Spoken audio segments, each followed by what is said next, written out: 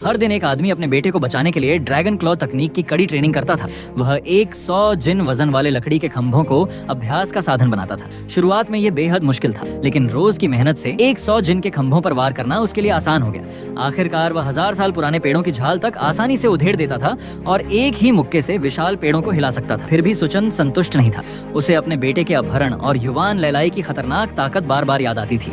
एक दिन पहाड़ों में अभ्यास करते समय उसे अचानक एक रहस्यमयी धुन सुनाई दी। ऊपर देखा तो 2 वरिष्ठ योद्धा पेड़ों की चोटियों पर इतने हल्के कदमों से चल रहे थे कि हवा की तरह जंगल में गायब हो गए। उनसे सीखने की चाह में सुचान तुरंत उनके पीछे चल पड़ा। जंगल पार करने के बाद वह एक खूबसूरत सपनों जैसी जगह पहुंचा, जहां बुद्ध की प्रतिमा के नीचे दोनों वरिष्ठ योद्धा खड़े थे। सुचान तुरंत घुटनों के बल बैठ गया और बोला, मैंने आप जैसे योद्धा कभी नहीं देखे, कृपया मुझे अपना शिष्य बना लीजिए। तभी उनमें से एक ने पूछा, क्या तुम बदला लेना चाहते हो? सुचान बोला, आपको कैसे पता? उसने जवाब दिया, तुम्हारी आंखें सब बता रही हैं। फिर उसने कहा, अगर कुंग-फू सीखना है तो पहले मेरे बाण को हराना होगा। इससे पहले कि सुचान कुछ समझ पाता, वान ने उसे लात मारी और वह दूर जाकर गिर पड़ा। वान बोला, डर गए, घर लौट जाओ। सुचान ने जवाब दिया, नहीं, तुम बहुत स्लो हो। कुछ ही देर में वान ने सिर्फ 2 उंगलियों से सुचान को जमीन पर दबा दिया। फिर भी उसने हार नहीं मानी। दोनों की ताकत में बहुत बड़ा अंतर था, लेकिन वह हर बार गिरने के बाद दोबारा उठ खड़ा होता रहा। जब वह घर पहुंचा तो उसकी पत्नी शियांग ने उसे खून से लथपथ देखा। उसे दुख भी हुआ और गर्व भी, क्योंकि उसे लगा कि वे जल्द ही अपने बेटे को वापस ले आएंगे। इसके बाद सुचान रोज वान के साथ अभ्यास करने लगा। वह हर दिन हारता, बार बार घायल होता,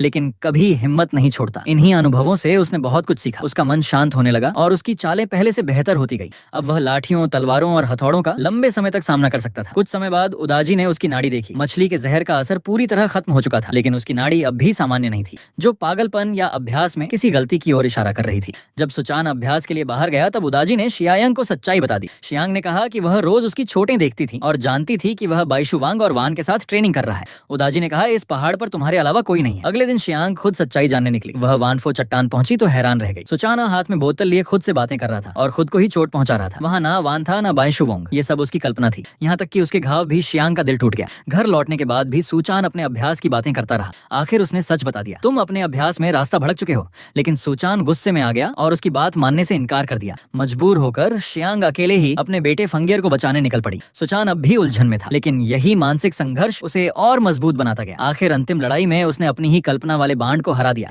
जब उसने खुद को बाईशुवांग से आगे निकलते देखा तो उसकी सारी भ्रांतियां टूट गईं। वह खुशी खुशी घर लौटा ताकि यह खबर शियांगन को दे सके, लेकिन वहां सिर्फ एक चिट्ठी मिली। उसमें लिखा था कि वह अकेले ही फंगियर को बचाने चली गई है। ये पढ़ते ही सुचान तुरंत टीडू पैलेस पहुंचा, जहां युवान लैलाई अपनी क्रूरता दिखा रहा था। दोनों के बीच भयंकर युद्ध हुआ और आखिर में सुचान ने युवान लैलाई को मार गिराया, लेकिन तब तक बहुत देर हो चुकी थी। शियांग को जिंदा दफना दिया गया था। जब तक सुचान और उसका बेटा उसे बाहर निकाल दे, उसकी मौत हो चुकी थी। पत्नी की मौत ने सुचान को पूरी तरह तोड़ दिया। इसके बाद वह अपने बेटे के साथ भटकती हुई एकाकी जिंदगी